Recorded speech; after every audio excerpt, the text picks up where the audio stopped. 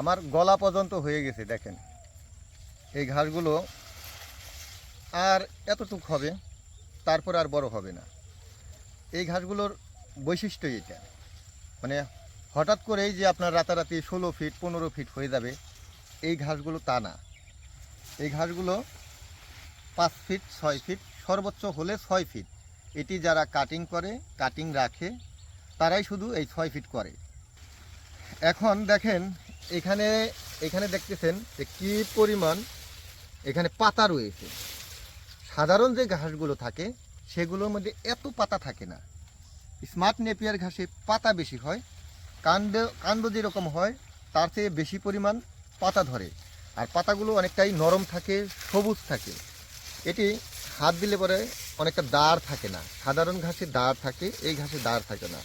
এটি সবচাইতে কোয়ালিটি সম্পূর্ণ ঘাস। বাংলাদেশে এমন কোনো জায়গা নাই যেখানে আমার এই ঘাসগুলো নিয়মিত না যাচ্ছে। প্রতিদিনই যাচ্ছে, নিয়মিত আপনাদেরকে আপডেট দিচ্ছি। তো প্রফেশনালভাবে যদি আপনি চিন্তা করেন, প্রফেশনাল খামার, ভালো একটি খামার গড়ে তুলতে চান, অল টাইম আপনি গবাদি পশুকে ঘাস খাওয়াতে চান, আমি বলবো যে অল টাইম ঘাস খাওয়াতে চাইলে এই ঘাসটি চাষাবাদ করেন। এই ঘাসটি চাষাবাদ করবেন এই কারণে, কারণ এটি বহুদিন পর্যন্ত নরম থাকে, রাতারাতি বড় হয়েই শক্ত হয় না। তাই এটি বহুদিন পর্যন্ত রেখেও গবাদি পশুকে খাওয়াতে পারবে। এটার একটি দিক খারাপ আছে। সেই দিকটা কি জানেন? সেই দিকটা হচ্ছে এই ঘাসগুলো বন্যার পানিতে মারা যায়। যদি বন্যার পানি আপনার জমিতে উঠে, তাহলে একেবারে এটা নিরাপদ না। যে জায়গাতে বন্যার পানি উঠবে না সেই জায়গাতে আপনার এই ঘাসগুলো চাষ করতে হবে, যেন বন্যার পানি না উঠে। লক্ষ্য রাখতে হবে একটাই।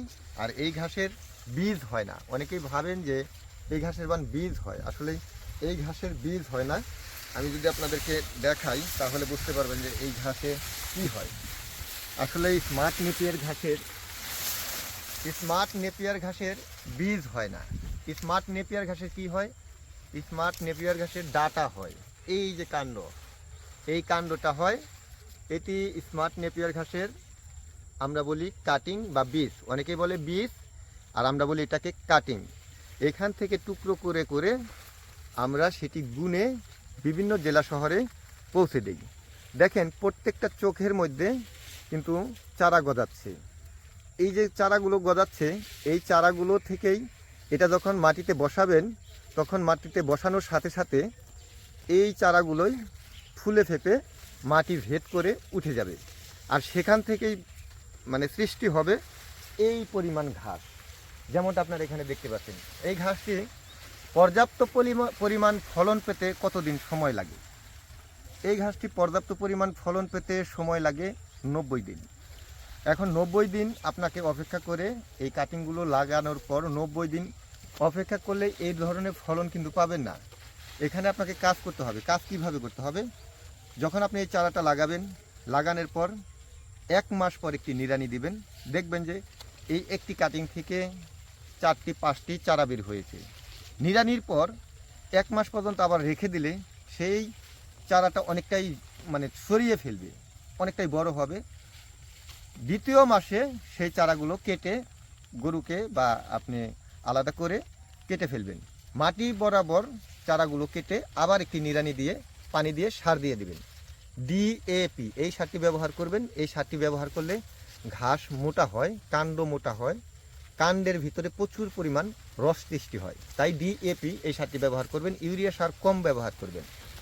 যখন দ্বিতীয় ধাপে আবার ঘাসটা বড় হয়ে যাবে, কেটে ফেলবেন, সার দিয়ে দেবেন। দেখবেন 1 মাসের ভিতরে এই যে আমার এখানে যে ফলনগুলো দেখতেছেন, এই ধরনের ফলনটা চলে আসবে। এইভাবে ধাপে ধাপে 3 মাস সময় লাগে পর্যাপ্ত পরিমাণ একটি ফলন পেতে। তো স্মার্ট নেপিয়ার ঘাস সর্বকালের সেরা ঘাস। আগে যত ধরনের ঘাস ছিল তার মধ্যে সবচেয়ে সুবিধা হচ্ছে এই ঘাসটি।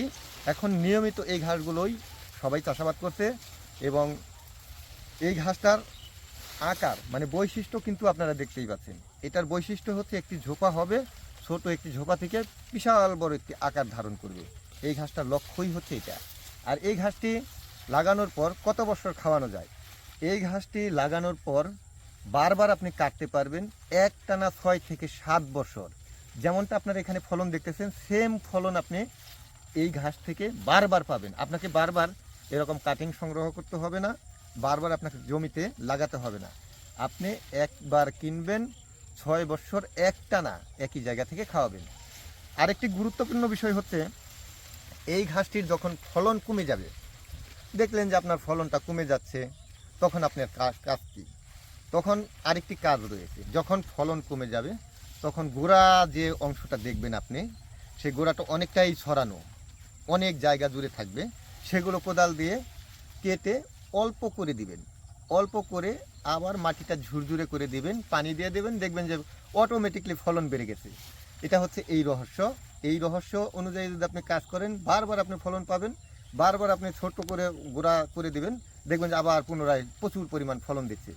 অনেকে এই কাজটা করেন না, শুধু কেটেই খাওয়ান, গোড়াটা যে বড় হয়ে যায় সেটার দিকে লক্ষ্য করেন না। যখন এক জায়গাতে গোড়া থাকে, সেই গোড়াতে আর কিন্তু অন্য ঘাস হলে পরে সেটা বড় হতে পারে না। যেমন এই ঘাসটা গোড়াটা রয়েছে, এখন এই ঘাসটা যদি আবার বের হতে চায়, সেখানে কিন্তু গোড়ায় আপনাকে বাধার সৃষ্টি করবে। তাই গোড়াটা ভেঙে ফেললে, সেখানে আবার মাটি ঝুরঝুরে করে দিলে পুনরায় আবার ঘাস প্রচুর পরিমাণ বেশি হয়ে মানে ফলন দেওয়া শুরু করবে। এই হচ্ছে নিয়ম।